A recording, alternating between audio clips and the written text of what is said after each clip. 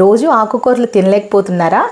ఈ మునగాకు పొడినే easy solution. ఈ హెల్దీ మునగాకు పొడి కావాల్సినవన్నీ కూడా నేను ప్లేట్లో సర్వ్ చేసుకున్నాను. అన్నీ కూడా మీకు చూపిస్తున్నాను కదా. ఇప్పుడు డ్రై రోస్ట్ చేసుకుంటున్నాను వీటిని. ఎటువంటి నూనె వేయాల్సిన అవసరం లేదు. చనాదాలు పచ్చిశనగపప్పు 4 టేబుల్ స్పూన్స్ ఫ్రై చేసుకున్నాను. అండ్ నెక్స్ట్ వచ్చేసి 2 టేబుల్ స్పూన్స్ ఉరాద్ దాల్ అంటే మినప్పప్పు, సాయిపప్పు అంటారు కదా, దాన్ని కూడా నేను ఫ్రై చేసేసుకుంటున్నాను. ఇక్కడ మంచిగా అరోమా వస్తుంది, అప్పుడు దాకా కూడా ఫ్రై చేసుకోండి. 2 టేబుల్ స్పూన్స్ జీలకర్ర, క్యూమిన్ సీడ్స్ అంటారు కదా, వాటిని కూడా చక్కగా ఫ్రై చేసేసుకొని ప్లేట్లోకి పెట్టేసుకోండి. చల్లారనివ్వండి. బౌల్లో వేసుకోవద్దు, మిక్సీలో వేసుకోవద్దు, పూర్తిగా చల్లారాలి.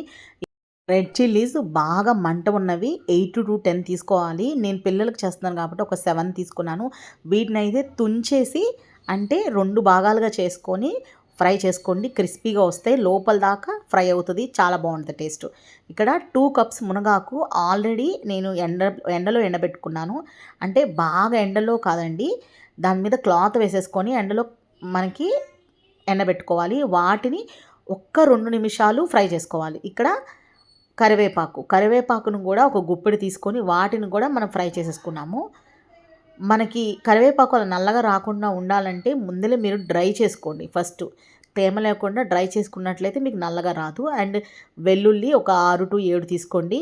అండ్ కొంచెం ఉప్పు, కొంచెం ఇంగువ పొడి, అండ్ ఇంకొక స్పెషల్ ఇంగ్రీడియంట్ ఏంటంటే ఆమ్చూర్ పౌడర్ అండి, 1/2 teaspoon యాడ్ చేసుకోవాలి. అది కూడా చింతపండుకి బదులుగా. అంటే నేను చింతపండు వేయను, నేను ఆమ్చూర్ పౌడర్ వేసుకున్నాను. మీరు కావాలంటే చింతపండు వేసుకోండి. అండ్ వెల్లుల్లి మనకి పౌడర్ చేసుకునేటప్పుడు జాగ్రత్తగా కొంచెం చూసి వేసుకోండి. ఎందుకంటే వెల్లుల్లి అనేది మనకి ఎప్పుడు కూడా ఫస్టే వేసేసుకోకూడదు, వెల్లుల్లి స్మెల్ వచ్చేస్తుంది. నేను ఇక్కడ చూపిస్తున్నాను కదండి, వెల్లుల్లి వేసేసుకొని మనకు పొడిలో కలిపేసేయాలి. ఇలా మనకి వెల్లుల్లి కలుపుకుంటే వెల్లుల్లి నుంచి వచ్చే ఆయిల్ అనేది మనకి బయట రిలీజ్ అవ్వకుండా మనకి పొడి అబ్జర్వ్ చేసేసుకుంటుంది. అందుకే అప్పుడు మనకి పౌడర్ అనేది పొడి పొడిగా వస్తుంది, ముద్దలాగా రాకుండా. ఇప్పుడు మిక్సీ పట్టేసుకుందాం. చూడండి ఎంత బాగా పౌడర్లాగా వచ్చిందో.